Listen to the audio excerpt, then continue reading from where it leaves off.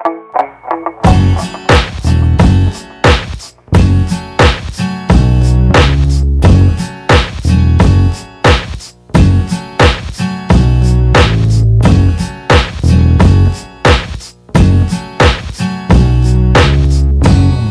everyone, this is We're All Friends here. My name is Matt Ruby. Mark Norman here on Cave Comedy Radio. Good to be here. All right, we nailed that one. Yeah, finally. How do you feel like people feel about our intros? Are they like, we got a whole like some other shows, I know people will just skip right past the intro, get to the meat. Do you think the people who listen to our show like the intros? Well, I feel like we try to keep it somewhat humorous. We're not Mark Maron talking about how he quit smoking for the 8th time that day and his 13 cats that are missing. It's not as indulgent. Yeah. Yeah, you don't need to like us that much to get through the intros. Yeah. Like you don't need to subscribe to my entire life feed. Right, but we get through 2 minutes of chit chat. Yeah, we're keeping it under 2 minutes. Yeah. So Okay, all right. Not crazy. I'm feeling good about that. All right. And this guy coming up on this episode, comedy mainstay here in New York, one of the best comics around. Oh yeah. Always interesting too when we have people who've it's a savvy veteran in New York who I don't think either of us are that close with, normally. So right. it's always an interesting thing to try to get someone like that to open up on stage. Definitely. Because he doesn't really know who I am that well. And so I think there's a little bit of tension during this interview, but I also think we got some good stuff out of him. Yeah, he just kind of poured out his whole origin story, how he got into comedy and a little bit about him, and it was pretty interesting. Yeah, well, he is a fascinating guy. Oh, yeah. Great story how he came up in the comedy world. Well, should we get into it? Well, yeah, let's. I should just say, big guy, heavy metal fan, long hair, chain wallet. That's all you need to know. Beard. All right, Beard. Well, thanks for coming. We got one more. This guy's hilarious. Boy, huge fan of him. You might have seen him on Jimmy Fallon, maybe on Comedy Central. Put your hands together for your friend and mine, Mr. Big J. Oakerson. Come on, let him hear it.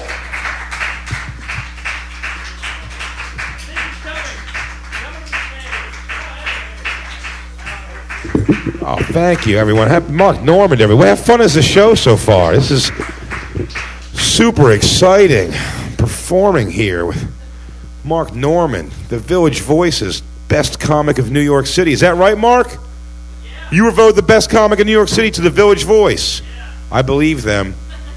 That is the same free newspaper I reference for all of my Asian tranny hand jobs.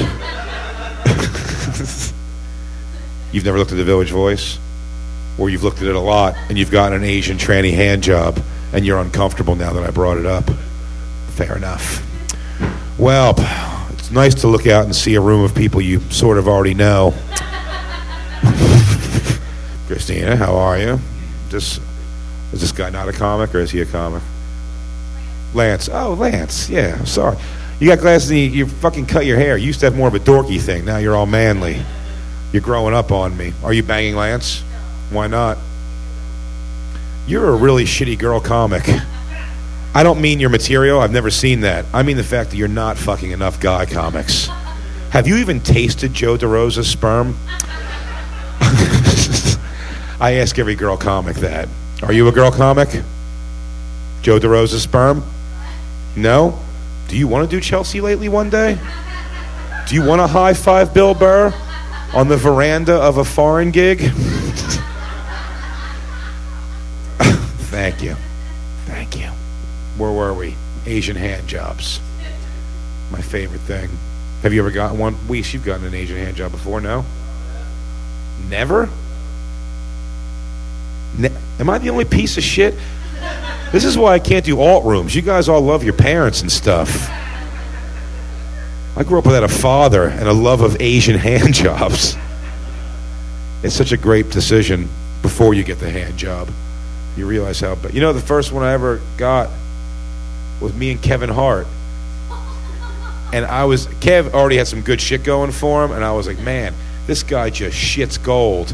And I took such pleasure in the fact that we went to an Asian hand job place, and there was one pretty one and one ugly one, and the ugly one just grabbed Kev and took him back, and I was like, sweet. I was like, look at things coming up Big J style for once. And then we go into they like shower you on a bed thing. It's like a leather bed. It's gross. You get naked, and you're just like a fucking, I'm all fat on like a wet leather doctor bed. And they have a big bucket of hot water, and they just dunk a bucket into it and pour it over your dick. And it's nice. And I just heard Kev's water was too hot. He went, ee, and came running out. He goes, I'm out of here. And then just scurried away. That was the only time me and Kevin Hart got hookers where it worked out better for me.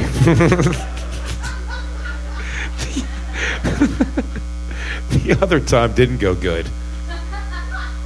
We got hookers twice. That time, and then twins in upstate New York. You think twins, we'd both either have a great or bad time, but I got the bunk twin.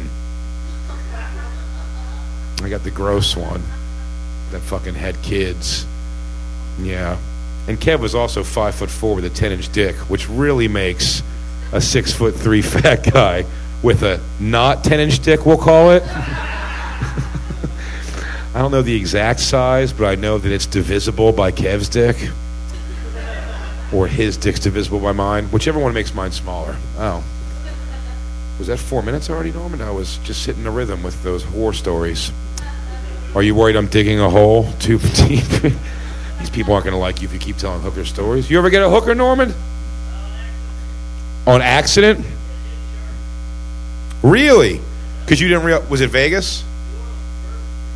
And you fucked her, and then she was like, by the way, you owe me money?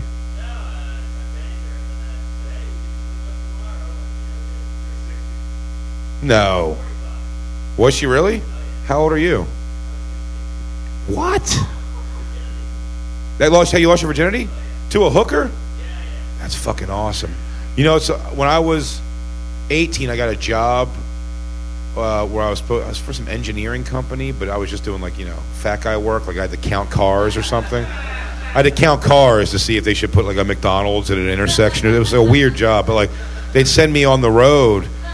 And when I was so broke and young, I asked my grandmom. It was my first road trip to do this stupid job.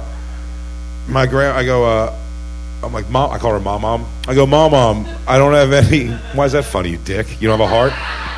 You don't love your Mom?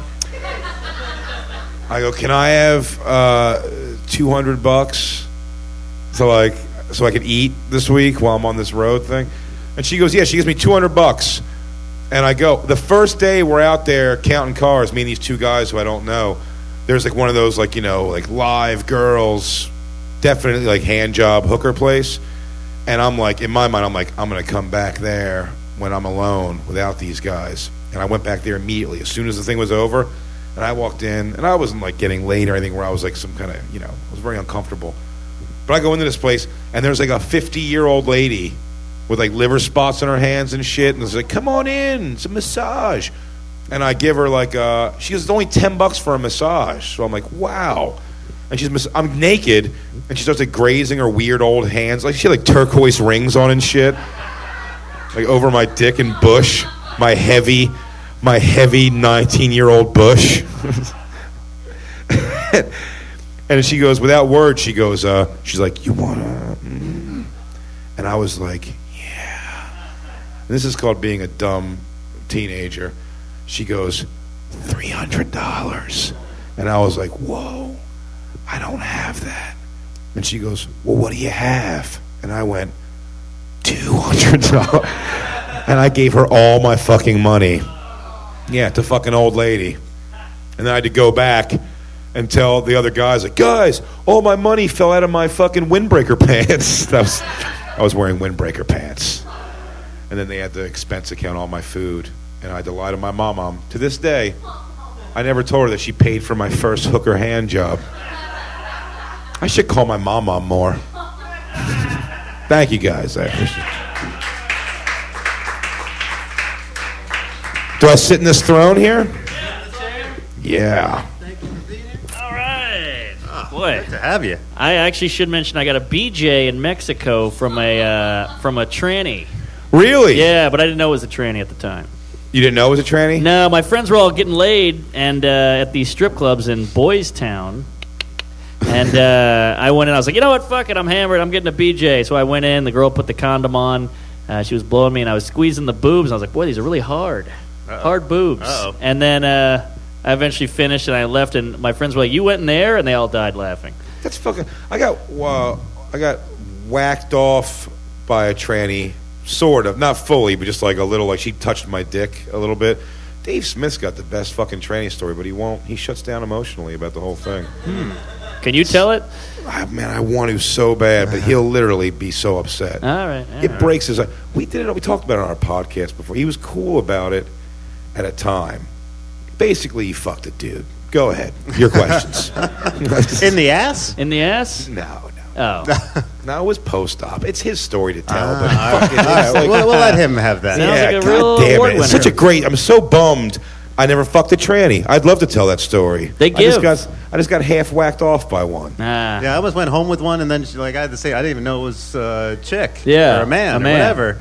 And then I think she just she was getting off on fooling me. Uh-huh. But then at the end, I think then she just felt bad, like she was taking advantage of me. And Yeah. was like, Norman, by the was way, your- I'm a man. Yeah. I was like, oh, I gotta go. Was your dude hot enough that if mid blowjob was like, by the way, my name's Greg, would you have kept going? Probably. Nice. Great BJ. Like, she knew the equipment. You could tell. Oh, You know? I can respect believe that. Men give better blowjobs. Oh, I can yeah. see that. Unbelievable. Have you been to a lot of hookers then?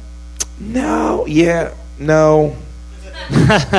Enough. I've had some weird fucking. It's never great. The situation's Really? never. I've It's never just an had awkward sort of I've never vibe. had a fucking fantastic hooker situation. They're always sort of shitty. I guess Amsterdam was my first Amsterdam was a Like rush. the red light district? Yeah, I went with two black comics who were I was young. I was very young. I was 22 or something. So I was very weird to be in another country. Even I was nervous. And these two black dudes were friends more than they were friends with me. So they just kind of comfortable. So one went into a place, and in my mind, I'm still on so we all stick together, guys, right? We don't Right. get lost. And I guess if one of us goes in, we'll all wait for that guy. And then one of the black guys went in, and the other one was like, oh, now I'm going to find a chick. And then so he just starts walking to the Yeah. point where I'm kind of lost now to where the other guy is. And he goes into a place, and I'm in a weird position where it's I want to fucking do something with a hooker, but I don't want to get lost and be alone in Right. Amsterdam. So I just run into the first door where there's a weird, just real Grace Jones looking black chick, fucking finger wagging me in. And Oh, she yeah. was we didn't even fuck. She blew me, but she took my pants off aggressive, and all that foreign change fell out of my pocket, which is always worth far more than you think it's going to be. Right. Because she was like, "Can I have that?" And I was like, "Yeah." And by the way, she did talk like that. Even I was like, "Can I have that?" And Yeah. I'm like, "All right." And I probably gave her $60 in coins to fucking give me. She's blowing me, and I'm looking for my fucking black friends out the Right. window, and then it was awful. So I that was wasn't there- very good. Every time I hear about Amsterdam, they're like, you wouldn't believe the hookers there. They're like supermodels. It's amazing. No, there's some fantastic ones. Me and DeRosa went one time out in Amsterdam. I was a little bit older and, wasn't as scared then, but we found two chicks that were right in windows next to each other. One was hot, beautiful chick that everyone would want to fuck, and then Joe fucked someone's grandmother in the other one for some reason. I have no idea why he liked that, but he really did like that. So. I like older women. How older, though? I'd go 55. Will you? Yeah. I've done 55 shit before. Patrice O'Neill wingmaned me in a crime we did not know we were committing. Really? One time, yeah, with this weird old lady in Houston. No, generally wearing turquoise jewelry, fucking crispy tan from that Yeah. fucking Texas heat. Husband's Hot at all? Is it like a MILF? Or? yeah, enough. And she was pulling her titties out for everybody, but her husband was inside. But she kept saying it wasn't her husband. Uh-huh. And the owner of the club was like, "Hey, why don't you take Jay upstairs and show him your titties in a private room?" And she was like, "You want to go?" She's like the smoker's voice. Like, "You want to head up there and I'll show you?" I'm like, "Sure." And we go up there, and she said one of the hottest things ever. She just got down on her knees and went, "Fuck my face." Wow. Yeah, 50 something. Woo. Yeah. So I was like, "Sure, man," and I fucking and I did. And then a manager came up and knocked on the door of the office, and he was like, "Hey, man, we need to pay you." And I could tell it was an excuse, get this girl out of here. Right. And so I was like, "Oh, I got to do this thing." So she left and went downstairs. And then when I went downstairs, the guy told me, he goes, "Wait up here." He goes, "That dude is her husband. She's lying." Oh, shit. And he's downstairs, pacing around looking.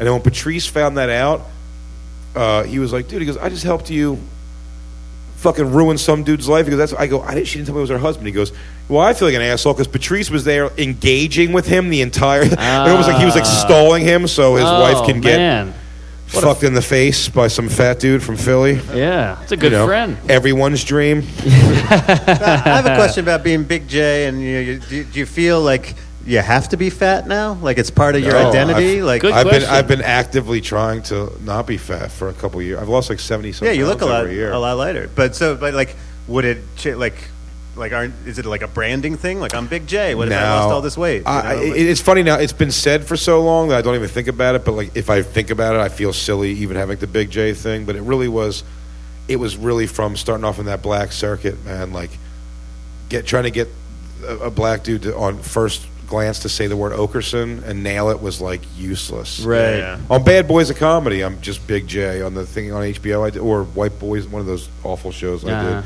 White Boys in the Hood, like it's like by the time they come to you the third time, like it's Okerland, and you're like just Big J is fine. So it just says Big J. Fucking poor Kurt Metzger, man. We started off in that black circuit together, man. They used to like Metzger just always tried to, Kurt Metzger. He would always say it, and they would fuck it up every time. Yeah. And he had such awkward moments where one guy brought him as Kurt Metzelaars, and Kurt tried to go up with like fake confidence, and he goes, "It's Metzger, motherfucker!" And the crowd right away was like, "Boo!" They just hated him. Yeah, you can never correct. And you just got to take whatever wrong name they give you. But it was almost better. The funnier one was when they couldn't remember it. They would always. Here's the thing with a black host: he's gonna get your name before he goes back on stage. He's going to get it. He'll say it right back to you. And this guy will be like, "What's your name?" He'll be like, "Kurt Metzger." He goes, "Kurt Metzger. Got it." And then he goes on stage, and 1,000 look at this motherfucker shirts later, he's forgotten. So what they used to do was, they used to, I may have told this on Mark Maron's thing, but like they used to stretch out Kurt's name, like they'd stretch the word Kurt out to like fill the space of what would be a last name also. So it'd be like, "Everybody clap it up for the hilarious Kurt." I said it was like the 12 and the Sesame Street, like 1, 2, 3, 4, 5, 6, 7, 11, 12.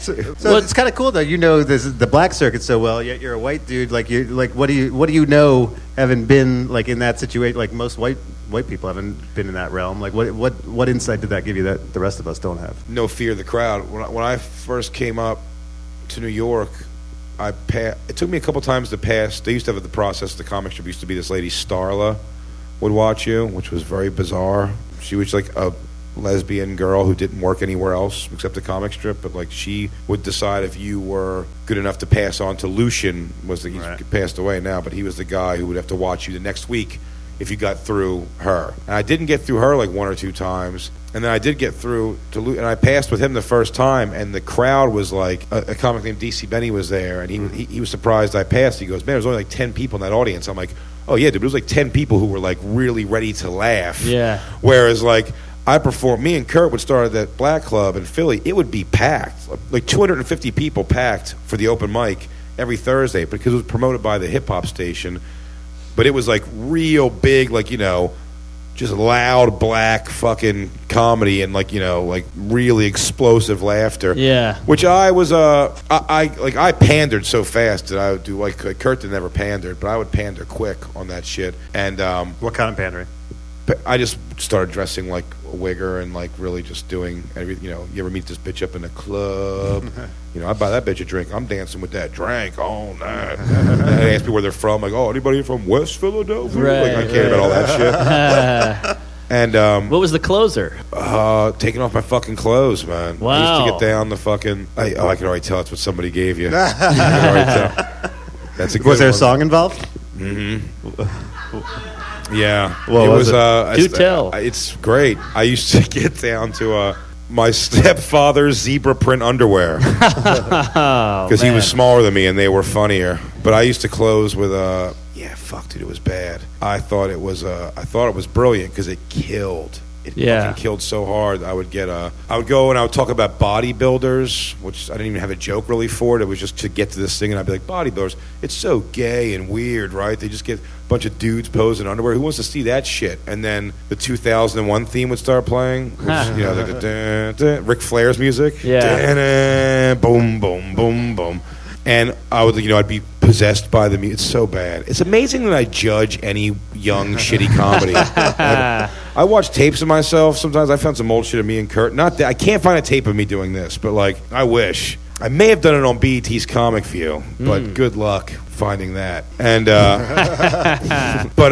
I would get down on the first crescendo of that song. I'd be possessed by the music, and I would take off my shirt, and the people would just be they were so excited for me being. They realized what was going to happen. These black people would lose their shit and just be cheering and clapping. And then the second crescendo would hit, like, and I'd drop my pants, and I'm wearing, like, literally bikini cut fucking underwear. Oh, yeah.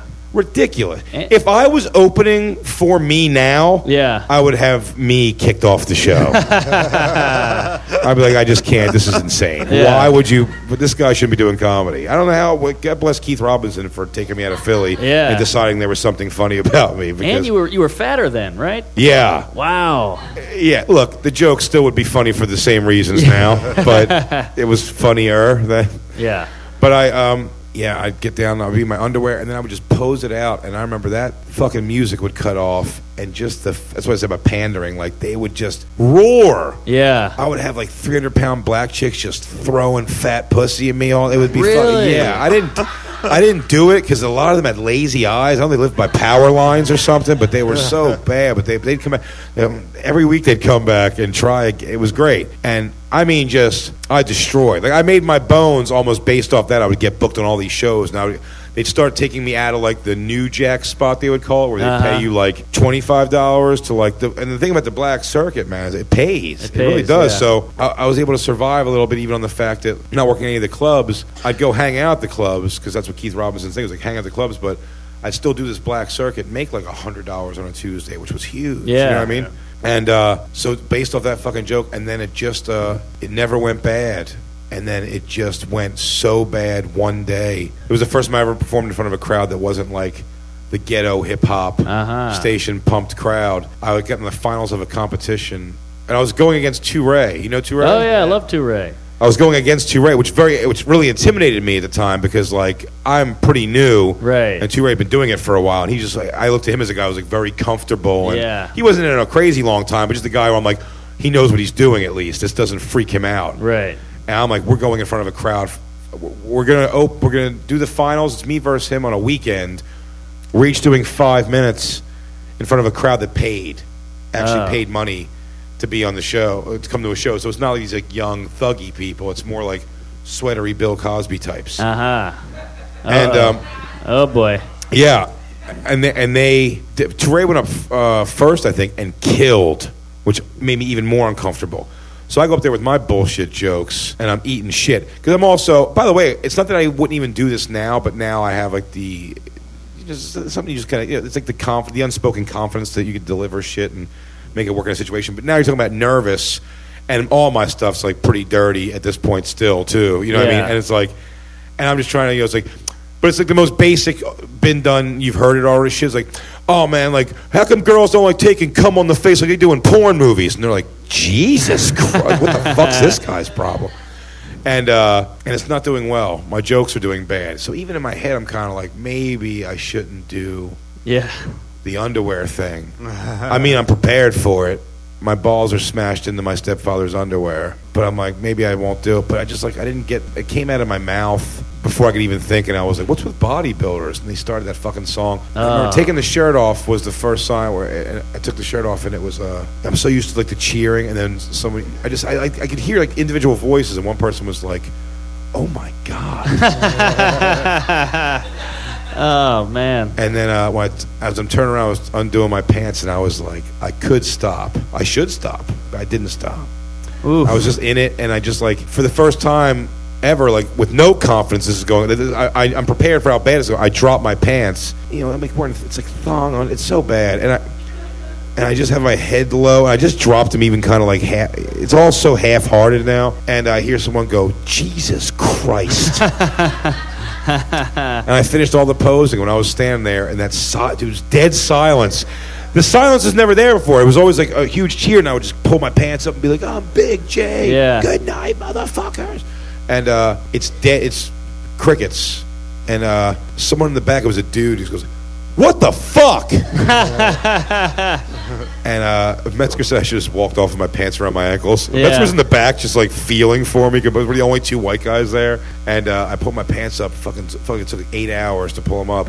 I walked off so fucking defeated, and then I never did that joke again. I would. Wow. I would do it again for the pure, like if I ever had to do like the my first joke, one of them type shows, like, I would just do it. Fuck it. That would be funny, yeah. It'd be fucking ridiculous. I have a question because someone told us to ask you this. Do you feel like your career is where it should be? No, not at all. With this talent, no. No, who does though? I guess a lot of people. Do you feel, is it like, are you envious of other people, or is like there's Sure. something that you should have done differently, or do you think it's going? I mean, I think I you're should have doing learned well. Twitter. I should have learned Twitter. No, I'm trying though, but it is like you try to get that thing out of your heart, which I don't know how long you guys have been doing. I've been doing it for about 15 years almost. So it's like driving here. I came across to Williamsburg, so I came all through. Is that like Greenpoint, Brooklyn, or like that? yeah, like, yeah. It's like a fucking whole building. It's like Eric Andre show and like Hannibal. yeah. So you just gotta get. It's like I like both those guys. So you try to Right. get that anger out of your heart on what it's like. I don't know, dude. Like I'm not the guy for you, because I think it's like all you have to do for most things like that to quell that is like I'll watch the Eric Andre show and I'll be like, well, this isn't what I don't jump through desks, and Right, fucking, right. like, dress up like a hot dog and whatever. It's like it's not even Sure, a sure. dig Yeah. on it. It's like Yeah. that's not what my show would be anyway. You wouldn't So it have those doesn't- fans anyway. Exactly. It doesn't Yeah. make any kind of a fucking difference. So it's like, no, I don't know. Like I said before, I do like, but I talk to Ari Shafir about this all the time. It's an interesting thing, like how you kind of follow who you choose to follow. And like Ari had like, Ari Shafir, right? So Yeah. Ari has like his mentor, quote unquote, the guy who really took him through was Joe Rogan. Right. And Joe Rogan, if nothing else, is a fucking doer. It's not even their comedy. Love or hate the comedy, he's a doer. He's a guy who does the fucking podcast. It's huge. He's got 18 jobs at Fear Factor and UFC, and he's huge on Twitter and all that. He's just always stayed like in the loop Sure. Yeah. of that kind of shit.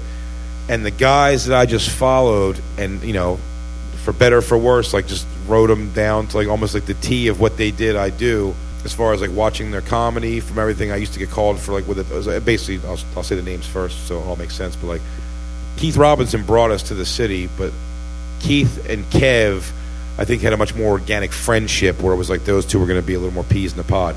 I can't even measure what it is that Keith did for me to get me in. I probably would have just quit comedy at some point in Philly because there was a ceiling on it. Yeah. And I felt it, and I was like, I knew dressing in FUBU jerseys, I wasn't doing what I wanted to do in comedy. Right. So I owe Keith that so much. And then Bobby Kelly brought me on the road to open for him a few times. It was like monetarily keeping me afloat at the time, which was great. But the guys I really sunk into and went on the road with and just like formed friendships with that meant something to me to learn from them. The Obi-Wan, fucking Luke Skywalker relationships were Patrice and Attell. And both of those guys, man, are like respectively, I believe, in what they do as far as like the straight setup punch of like Dave Attell versus the Patrice, like, come into my world, here's my fucking views, and you may not like them, but I'm going to make you laugh at them. Two of the best. Like, they were each the best at those two Right. styles of comedy, which I like have aped over the years, as well as just like try to make my own hybrid version of something with that. But both of those guys, one thing that's consistent with both of them, terrible fucking self-promoters and not very much like guys that I can sit around a hotel room with to this day with Attell and be like, what the fuck? Who gives a fuck what burger I'm eating? And then I'll talk to someone like Ari who's like, doesn't matter, dude. For some reason they do. For some reason, the guy who likes you in Indiana wants the connection of going like, hey, I'm eating this great burger at this place. And he wants to go, well, dude, I had a burger the other day. When next time you come to Illinois, you got to go to so-and-so's burger. Right. And for me, I go, no disrespect to a guy in Illinois, I don't give a fuck about your local burger. It's like, I just don't. I'm a narcissist, so of course I like to, dude, you killed it last night and so-and-so, and I hit favorite stars, but I just don't know what to do. Especially in New York, too, and you can understand this to a degree, too, I think, is like, it's hard to even think about, unless you come into it. Like, again, all that, Facebook and Twitter, even go back to MySpace stuff, all that happened on me. in my career. It didn't exist when I first started. Right. Fucking smartphones didn't exist. Right. You know, if you had a StarTech phone when I started doing comedy, like Keith Robinson got a StarTech phone and made us feel like fucking peasants because we didn't. Which is a StarTech phone is a joke now, you know what I mean? So I didn't really know. It just came to me, and it wasn't something I jumped onto. You know, me and Kev and Hart started together, and Kurt's taken to Facebook. You know what I mean? And Kevin Hart. Last time I spoke to him, he told me the big thing was like his specials came out, and it wasn't that they were huge, but like he just pushed it so hard. He stayed on that on mailing lists and all that shit.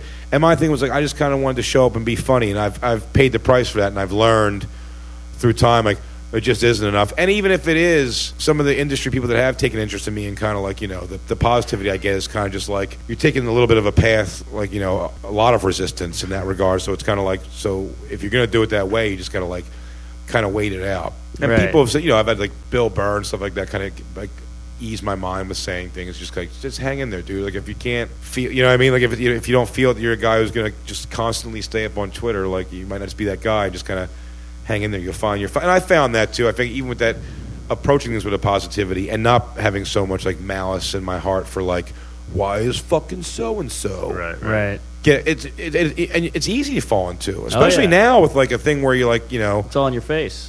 You'll see guys like, and this isn't saying names of saying someone's not funny. Like they're all funny guys. Like, but I see like 3 years ago I didn't know the names like Andrew Schultz and Chris Stefano. Right. And now they're like probably financially doing better than me. But you have to do the same thing. You go, I'm not gonna be like Code doesn't want me. Right. Some 35-year-old fucking curmudgeon shithead fucking shitting on their. You know what I mean? Yeah. Like, And you got a family? You got a daughter? yeah. How old is she? She's 11. All right. And you're married to the baby mama? Yeah, poorly, but. Does she like the comedy world? My wife? Yeah. She, I met her, she was a waitress at the comic strip years ago. Oh, wow. And now it's like, I mean, it's a marriage. It's on its way, like literally on its way out. But it's a good run. Got an 11-year-old, cool kid. She's a great chick and stuff. But she's like, she likes comedy, but I mean, she's not like heavily invested into it in any kind of way. I would never, she's not the kind of person that's like, she likes to go just see shows and shit at all. Yeah. Well, I heard that your daughter once walked in on you while you were playing with your balls. No, she didn't walk. I was outside playing with my balls. I wish walked in was the way it happened, but I was outside. Just standing in the front yard? No, my back steps of my house, like face, is weird. There's a back door, but it's like sunken. It's like, you know, subterranean a little bit, so it's like 4 steps to go up. And if you're sitting on those steps, you're facing the back door. All right. And I remember the day. It was because it was before Hurricane Sandy, which literally destroyed my fucking world. Really? Yeah. But the day before Hurricane Sandy was a really beautiful, nice day. Yeah. And I was outside wearing basketball shorts, no underwear. As basketball shorts do it every time. They do. Yeah. Because they're loose. Sometimes you just get a boner in basketball shorts. You're doing a lot of rubbing up. But I was laying down, and I just had a ball itch. I shaved my sack. Maybe it was day 3. Yeah. I reached up the leg, and I was scratching my balls. And it was, like, pretty warm, and my balls were loose. And as I'm scratching, it was making a noise. Balls hitting taint. That noise. It's a good noise. It's a great noise. And I was doing that for a while. I just really and I was scratching it like, you know, it's a weird thing you'll sink into. I was doing it. My balls didn't itch anymore, but I was just like, just making that weird, you like, get in the groove. Quacking noise almost. And I was just smoking a cigarette and looking up at the sky and wondering how a hurricane's coming on such a peaceful, great day. Yeah. And then I just looked forward, and she was standing there, my daughter, in that doorway with her arms, like, very aggressively, like, her arms were on both sides of the door opening. Yeah. Like she really did catch me, and she goes, I've been standing here the whole time. That was her first one. I didn't say anything. I went, ooh, and she goes, I've been standing here the whole time, and I shoot her like a cat. I went, get out of here. Yeah. And she ran inside, and then I stayed outside for like 15 more minutes in embarrassment. Yeah. Because she didn't catch me jerking off. I was scratching below my balls, essentially. Right. But when it's a girl, that's why I hate having a daughter. I love my daughter, but I hate having a daughter. Right. Because a son, I could have explained, you know, it's my balls. One day your balls are going to get bigger, and you're going to make cool clapping noises with them. and you'll call me, and we're gonna have that cats in the cradle moment. My boy was just like me. Yeah. And but my daughter, it's like I just have to let her. I know she thinks she caught me jerking off, but I got to let that happen because there's no point in opening the. Clarifying's not going to help. No, I wasn't. I wasn't doing what you think I was doing. I was doing something weirder, yet not so offensive to you, my daughter, who had the pleasure of watching all of it for God knows how long, because I sunk into looking up and smoking a cigarette and scratching my balls. I think I was mentally writing lyrics to the noise. And we also heard one time two chicks put a dildo in your ass. I tell that in a store in a stage joke. Not true. It's not that it's not true. It was 3 chicks. They didn't get it in. It was 3 chicks. They didn't get it in. But I did agree to that stipulation for a threesome. And I meant it, but the dildo was just way too big. And it wasn't going to get in there. And I just came to a point. The threesome it happened. We went through with it, but it literally had to be with the me pulling like a, come on. Like I really had to do like that. It's like, girls, what are you going to think of me anyway if this does get in there? Right. Like, and you really want to fuck a guy together who can So they were insisting to you that that's the way it would happen? Like most fucking awesome, can't believe this is happening. So I'm a very insecure dude about my dick size, about my weight, about my facial look. I don't feel like I deserve attractive chicks ever. I get very insecure. So I will weirdly, almost in a sense of being funny, my defense mechanism is to kind of like offer a weird thing to get a cool thing, you know what I mean? So I would say, I go, do whatever you want. So in the joke, I say these girls knew I was going to say yes, and they brought up, there's a joke element to making something. But the reality is, like, I was like, I don't know, I go, you could put like that dildo up my ass if you let me fuck around with you both. And they were like, oh, if you let us do that, we will fuck you both. Wow. And then like, it's a good move. Yeah. They put turn it into a stunt. They put it to the tip of my asshole, and I was just like, ladies, it's like, you might as well try to shove a fucking brick in there. Like, it's not going to work. Like, I wouldn't do this to you, which is a lie. I would have. But I was like, I wouldn't do this to you. And they ended up going through with it. Yeah, fucking years ago, it's hilarious. I worked last night with Jim Jeffries. Oh, yeah. At Carnegie Hall. Weirdly enough, I met Jim Jeffries like 10, 11 years ago in I guess 9 or 10 years ago, in South Africa. He had never been to America before. We were doing the Cape Town Comedy Festival. And I remember me and Todd Lynn were out there. You remember Todd Lynn? Oh, yeah. That was a mean guy. Talking about a curmudgeon, passed away now. But I was like, it's funny. I remember me and Todd Lindo both telling Jim Jeffries, like, you should come to America, dude. You do great out there. He's like, I don't know, mate. It scares me to come out there. He goes, and I said to Jim last night, I go, funny thing, here we are like almost 10 years later. He goes, I'm 75 pounds lighter. You're headlining Carnegie Hall, and Todd's dead. So I don't know. At least I'm second. At least I'm in second place. Big J. Oakerson, Big J, everyone. everybody, Jay, thanks so much, man. Appreciate it.